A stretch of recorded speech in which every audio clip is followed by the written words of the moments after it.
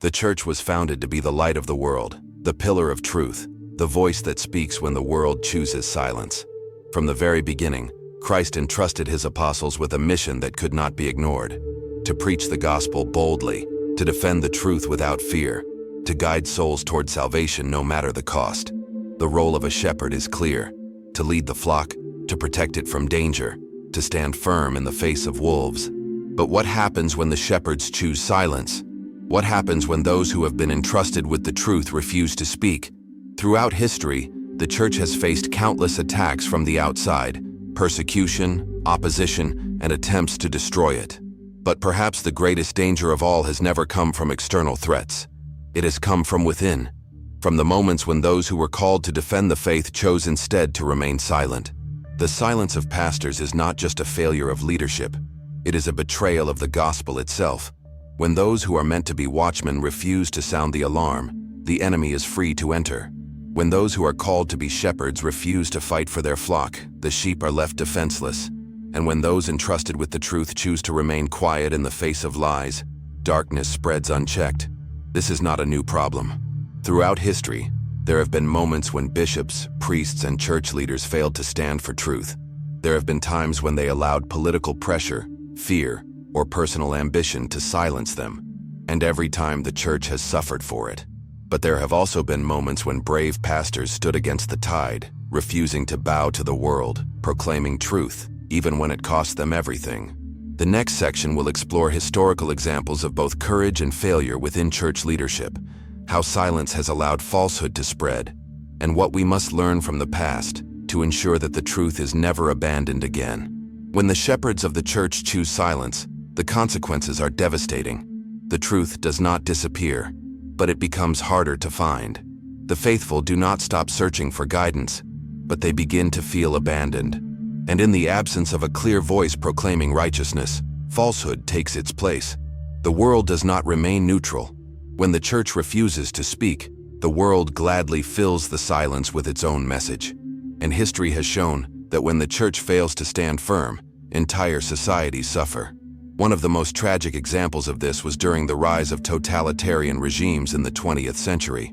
In Nazi Germany, many church leaders remained silent as an evil ideology took power. While some bishops and priests courageously resisted, many others chose not to speak out, fearing political consequences.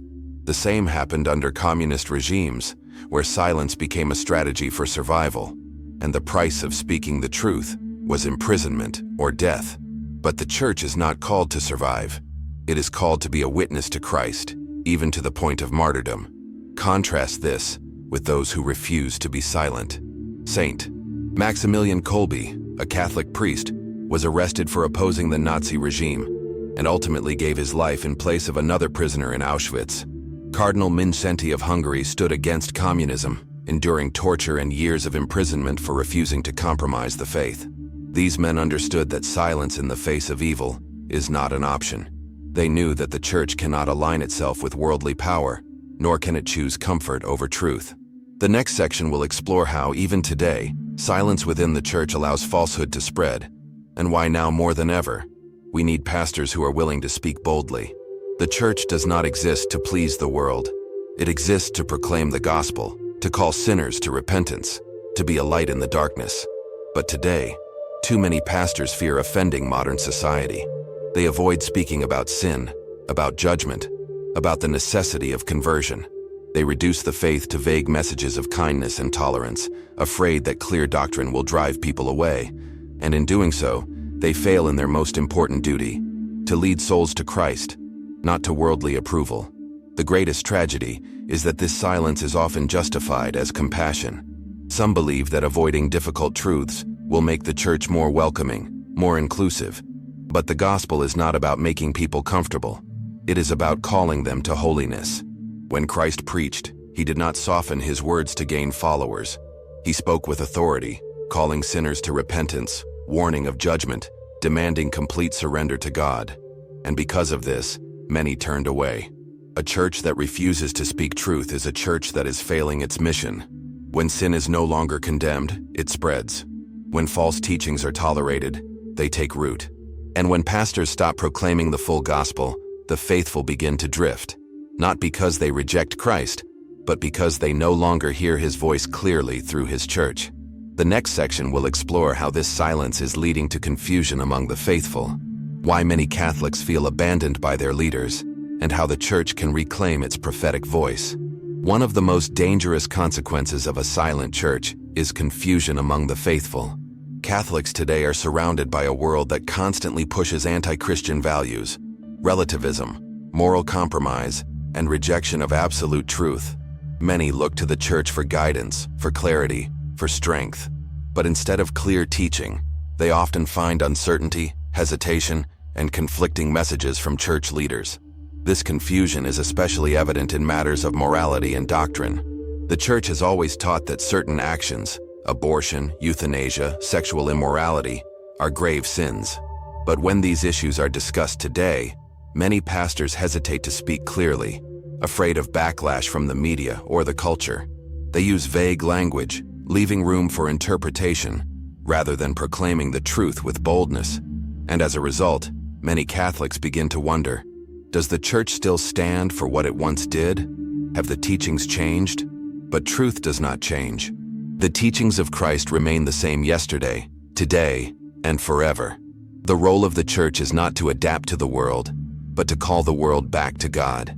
When pastors refuse to speak clearly, they leave the faithful vulnerable, forced to navigate moral questions without proper guidance, at risk of being led astray by voices outside the church. The next section will explore how courageous pastors throughout history have stood firm in times of moral crisis, and how the church today must follow their example.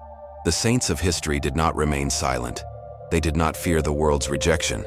They spoke with conviction, with authority, with a fearless love for the truth. And because of this, they changed history. Saint John Chrysostom, a bishop in the 4th century, preached against corruption in the imperial court. He was exiled for his boldness but never retracted his words. Saint Catherine of Siena confronted church leaders directly, urging them to live holy lives and restore the integrity of the clergy. Saint Athanasius spent his life defending the truth of Christ's divinity against the Arian heresy, even when it meant exile and persecution. These were leaders who understood their duty to the truth above all else. They did not seek comfort or safety. They did not worry about pleasing the powerful. They knew that their role as shepherds was to guard the faith, protect the flock, and never allow falsehood to go unchallenged. The church today needs this same spirit. We need pastors who will speak with the fire of the apostles, who will not bend to social pressure, who will boldly proclaim Christ in a world that rejects him. The saints of the past set the example. Now it is our turn to follow it. The next section will explore how modern pastors can regain this boldness, the importance of preaching the full truth, and what the laity can do when their leaders remain silent. While the failure of some pastors to speak is a serious issue, the laity is not powerless. Every Catholic has a responsibility to defend the faith, not just priests and bishops. The early church did not spread because of clerical leadership alone. It spread because ordinary men and women refused to remain silent. They proclaimed the gospel in their homes, in their workplaces, even under threat of death. Today, we must do the same. If pastors refuse to speak, then the laity must rise and proclaim the truth themselves. This means studying the faith deeply, knowing church teaching and sharing it boldly in our families and communities. It means refusing to compromise when the world pressures us to accept falsehood. It means standing firm, even when our own church leaders fail to do so. But most importantly, it means praying for our shepherds. We must ask God to raise up courageous leaders, to strengthen those who are faithful, and to awaken those who have grown weak. We must pray for a renewal of boldness in the church, for a new generation of pastors who will not fear the world but fear only God. The next section will explore practical ways the laity can take action, how to support faithful priests, and how every Catholic can be a voice for truth in a world that desperately needs it. The crisis of silence in the church today is not just a leadership issue, it is a spiritual battle. The forces of darkness seek to weaken the church not by attacking it from the outside, but by silencing it from within. The enemy does not need to destroy the faith if he can simply convince Christians to remain quiet. This is why we must be vigilant. Every Catholic, priests, bishops, and laity alike, must make a choice. Will we speak the truth, or will we remain silent? Will we stand for Christ, Or will we compromise to please the world? The future of the church depends on this decision. The next section will explore how we can prepare ourselves for the battles ahead, why silence is never an option, and how the church can once again become the fearless voice of truth it was meant to be. A church that does not speak the truth is a church that abandons its mission. The silence of pastors does not just leave the faithful confused, it allows sin to spread unchecked. Evil does not stop advancing when good men remain silent. It thrives in that silence. When those entrusted with the care of souls refuse to denounce falsehood, it becomes easier for lies to take root, for moral decay to be normalized, and for entire societies to drift further from God. The world today does not simply tolerate sin, it glorifies it. It turns vice into virtue, rebellion into righteousness, and immorality into a sign of progress. And in many places, the church has failed to respond. Instead of speaking out with clarity, many pastors have chosen to adapt, to soften their message, to avoid controversy in the name of inclusivity. But the gospel is not a message of compromise. Christ did not come to affirm the world's ways. He came to call it to repentance. He did not preach a gospel that could be adjusted to fit every generation's preferences. He preached an unchanging truth, one that demands holiness and obedience. This is why silence is never an option. When the church does not speak clearly, the world assumes that it has changed, that its teachings no longer apply, that what was once considered sin is no longer sin. And soon, even those within the church begin to believe this. But the truth does not change. What was sinful 2,000 years ago is sinful today. What Christ condemned will always be condemned. The only question is whether we will have the courage to say so. The next section will explore how moral compromise within the church has weakened its witness, how silence has allowed sin to flourish, and why now, more than ever, the world needs a church that is unafraid to proclaim the truth. Moral relativism has crept into the church like a disease. There was a time when the church was a clear and unwavering voice in the world, standing boldly against the errors of every age. But today, in many places, that voice has become faint, hesitant, unsure of itself. Many church leaders, instead of standing firm, have chosen to embrace the language of the world. They speak of accompaniment without conversion. They emphasize dialogue without truth. They preach love without the call to holiness. But love that does not lead to truth is not love. It is deception. The most tragic result of this silence is that many souls are being lost. When sin is not condemned, people do not recognize their need for repentance. When clear teaching is not given, the faithful are left to navigate moral issues on their own, often being misled by the culture. The church was not meant to be a follower of the world's trends. It was meant to be a beacon of light, guiding people away from destruction. Throughout history, the saints have understood this. St. Paul did not hesitate to rebuke sin, whether in the world or within the church itself. St. Augustine fought against heresies that sought to distort doctrine. St. Thomas More chose death rather than compromise his conscience. These were not men who sought to be liked by the world. They were men who sought to be faithful to Christ, no matter the cost. The next section will explore how modern Catholics can resist moral relativism, how they can demand clarity from their leaders, and why every Catholic is called to be a defender of the truth. The silence of pastors has not only allowed falsehood to spread, it has caused division within the church itself. When clear teaching is absent, different factions arise, each interpreting doctrine according to their own preferences. Some Catholics seek to change the church's teachings entirely, pushing for a version of faith that conforms to the modern world. Others, feeling abandoned by weak leadership, withdraw from the church, searching for refuge in isolation or extreme rigidity. Both are dangerous paths because both are rooted in the same problem, a lack of clear, fearless leadership. A church that does not speak with one voice becomes fractured. The faithful look to their pastors for guidance, but when they receive conflicting messages, doubt takes hold. If one bishop allows what another condemns, if one priest preaches repentance while another preaches tolerance of sin, then who is speaking the truth? Confusion weakens faith. And when faith is weakened, people begin to drift, not just from the church but from God himself. Christ established one church, with one truth, with one mission. He did not give different doctrines to different apostles. He did not allow for contradictory teachings. And he did not call his followers to adjust their message based on the opinions of the world. The church must once again find its unity in truth. That means a return to clear, unwavering teaching. It means bishops and priests speaking with boldness, without fear of how the world will react. And it means the faithful demanding accountability from their leaders, refusing to accept silence when clarity is needed. The next section will explore why unity in truth is essential for the church's survival, how Catholics can work to restore clarity in leadership, and why doctrine must never be left to personal interpretation. One of the greatest temptations for the church today is the desire for worldly approval. Many pastors fear that if they speak too strongly, they will drive people away, that if they insist on unpopular moral teachings, the church will be seen as outdated, rigid, or intolerant. And so they try to strike a balance between faithfulness and acceptance by the world. But Christ never called the church to be accepted. He called it to be set apart. Throughout history, every time the church has chosen to align itself with worldly powers, it has suffered. When church leaders compromised to gain favor with kings, when they softened their message to fit political agendas, when they remained silent to avoid conflict, the faith did not grow stronger. It became weaker. The church does not exist to be an institution of influence. It exists to be the voice of Christ on earth, calling all people to salvation. A pastor who refuses to speak truth for fear of offending is not protecting his flock. He is abandoning them. The faithful do not need leaders who seek popularity. They need leaders who will tell them the truth, even when it is difficult, because only the truth can set them free.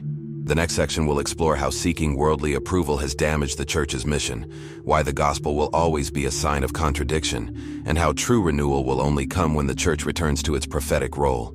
The Catholic Church does not belong to the world. It belongs to Christ, and because of that, it will always be opposed by those who reject him. This is the cost of following Christ.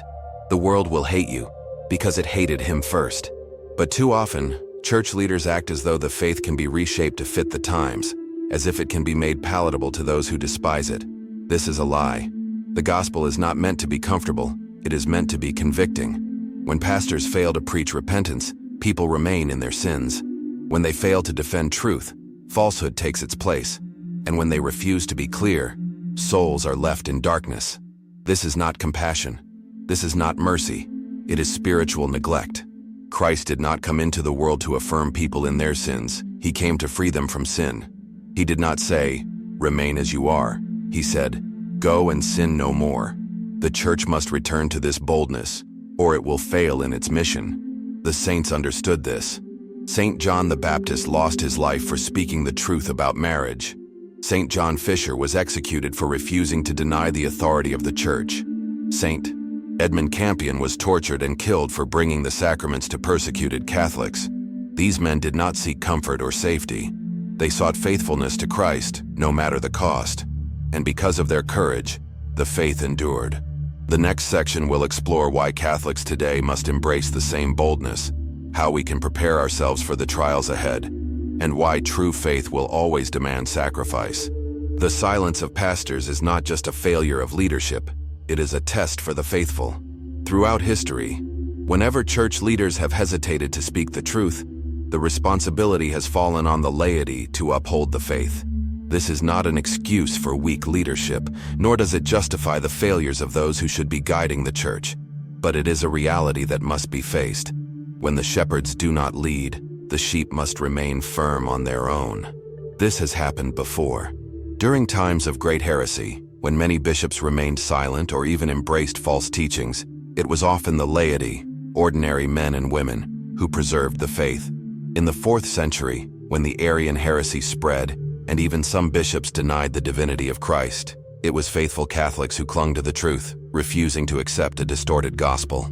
During the Protestant Reformation, when many priests abandoned their vocations, it was devout families who kept the faith alive in their homes. The same is true today. Many Catholics find themselves without strong spiritual leadership. They attend parishes where difficult truths are ignored. They hear homilies that focus on comfort rather than conversion. They see moral confusion spreading within the church and wonder if anyone will stand up and defend the faith. But this is exactly where the laity must rise. If the pastors remain silent, then the faithful must proclaim the truth themselves. This means knowing the faith deeply, teaching it to their children, sharing it with their communities, and refusing to compromise no matter the pressure from the world. The next section will explore practical ways the laity can take responsibility for defending the faith, how to strengthen their knowledge of church teaching, and why every Catholic must be prepared to stand firm even when abandoned by weak leadership. A church that is afraid to speak the truth is a church that is already in decline. The strength of the church has never come from its size, its influence, or its approval from society. It has always come from its unshakable commitment to the truth no matter the cost. The early Christians did not win the world by compromising. They won it by proclaiming Christ boldly, even when it led to their deaths. The great saints did not seek to be accepted by the world. They sought to convert the world. But today, many within the church are more concerned with survival than with mission. They fear that if they speak too strongly, they will lose members. That if they preach too boldly, they will face opposition. That if they stand too firmly, they will no longer be respected by society. But the church does not exist to be respected. It exists to lead souls to heaven. And a church that chooses silence out of fear of losing members will ultimately lose itself. The church has faced crisis before, and every time it has been the courageous few who saved it.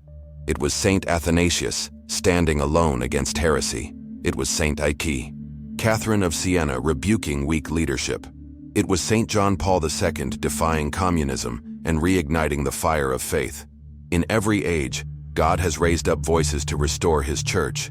The question is, will we be those voices today? The next section will explore how renewal in the church always begins with those who refuse to remain silent, how Catholics today can become part of that renewal, and why the time to act is now. The battle for truth is not in the future. It is happening now. The forces that seek to silence the church are already at work. The pressure to conform is already growing. The temptation to soften the gospel is already spreading. The choice before us is clear. Will we remain faithful, or will we remain silent? Each Catholic must ask themselves, am I willing to stand for Christ when the world demands my silence? Am I prepared to defend the faith, even if it costs me friendships, reputation, or comfort? Am I willing to be counted among those who proclaim the truth no matter the opposition? These are not abstract questions. They are decisions that must be made now, before the trials come. Because when the moment of testing arrives, it will be too late to prepare. We have seen what happens when pastors choose silence. We have seen the confusion it causes, the souls it endangers, the damage it inflicts on the church. We cannot allow this silence to continue. If the church is to be restored, if the faith is to be defended, if souls are to be saved, then those who love the truth must rise and proclaim it boldly. The world will not stop attacking. The enemy will not stop deceiving.